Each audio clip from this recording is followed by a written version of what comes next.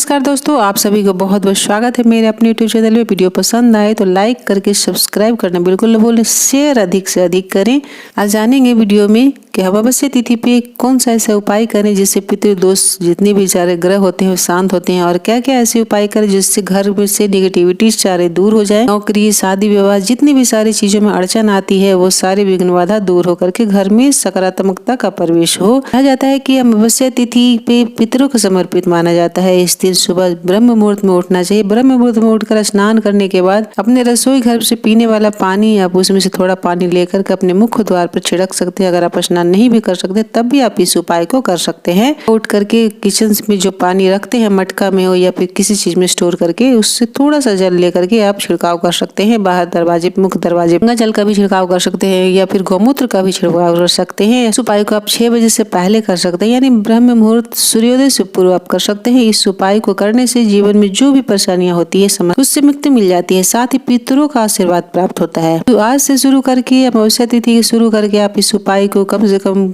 40 दिन अवश्य करें। आप खुद देखेंगे किस तरह से इस तरह के चमत्कारिक उपाय होते हैं। इस चमत्कार बहुत ही आपको फायदा दिलाने वाली होती है, अवश्य करनी चाहिए। आटे की पंजीरी बना करके भून करके उसको थोड़ा घी शक्कर मिलाकर आप किसी पेड़ के नीचे रख सकते हैं। चींटियों को खाने के लिए, कौवे के लिए रोटी निकालें, गौ माता के लिए रोटी निकालें, कुत्ते को लास्ट वाली रोटी आप दे सकते हैं। इस तरह से भी आप भोजन का दान कर सकते हैं। इससे घर में सबके आप हाथ से छुआ करके भी आप दान कर सकते हैं, आप खुद भी कर सकते हैं। अगर आप नहीं जा सकते हैं गाय को खिलाने के लिए या फिर आप कुत्ते को, कौवे को नहीं दे सकते हैं, तो एक छोटा सा टुकड़ा बना करके भी आप किसी पेड़ के नीचे, मिट्टी के नीचे दबा सकते हैं। इससे भी आपको उतना ही फल की प्राप्ति होती है। शिवलिंग पर इस दिन दूध वस्त्र चढ़ाएं, काला तिल डाल करके, इससे भी आपको पितृदोष शांत होते हैं। ध्यान ये रखना है कि गाय का दूध होना चाहिए। इससे भी हर अमावस्या पीपल के वृक्ष की पूजा करनी चाहिए, चढ़ाना चाहिए। काला तिल, सफेद पुष्प डालकर दक्षिण मुखी होकर के पितरों को ध्यान करते हुए जल अर्पित करना चाहिए। मंत्र बोलकर भी जल अर्पित कर सकते हैं।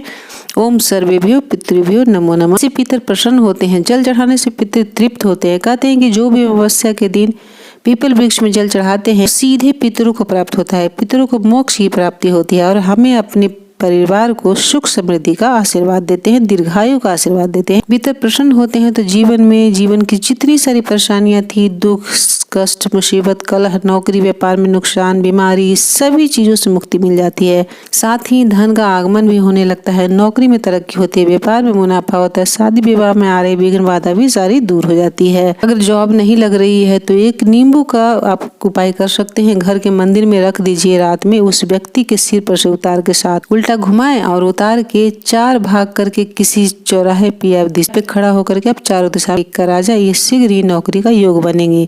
इस दिन चावल, दूध का दान अवश्य करनी चाहिए। गर्म कपड़े का दान करें। जरूरतमंदों को इस दिन दान करने से पितृदोष से मुक्ति मिलती है। सुख समृद्धि और दीर्घायु का आशीर्वाद देते हैं। गरीबों का भोजन का भी दान अवश्य ही करनी चाहिए अपने क्षमता अनुसार। इस दिन जीरा, सरसों का साग, लौकी, चना, खीरा, नमक का खाना आदि वर्जित बताया गया है। सेंधा नमक खा सकते हैं। जिन लोगों का व्यापार में नुकसान हो रहा है, ये उन लोगों को इन सब नियमों का अवश्य ही पालन करना चाहिए। गुड़, घी को डालकर धूप दिखाएं, पूरे घर में धूप दिखाएं शाम के समय, तो इससे पितरों का आशीर्वाद प्राप्त होता है। जो गोबर का कंडे होते हैं उस पे आप इस तरह से गुड़ में घी डालकर आप धूप दिखा सकते हैं। डालकर अमावस्या को आपको करना चाहिए। इससे आपके घर से जितनी भी निगेटिविटी होती है सारे दूर हो जाते हैं। घर के बाहर दरवाजे से बालकोनी में भी एक दिया को जलाएं इस सरसों तेल का, तो इससे भी आपको पितर प्रसन्न होते हैं। सबसे पहले रोटी गाय के लिए निकालें। गुड़ हल्दी रखकर उसमें गौ माता को शाम होने से पहले खिलाना चाहिए। सूर्यास्त के बाद नहीं खिलाना चाहिए। यदि गाय को देना संभव नहीं है तो बहुत छोटा सा रोटी का टुकड़ा बनाएं, लगभग 1 इंच का, और उसमें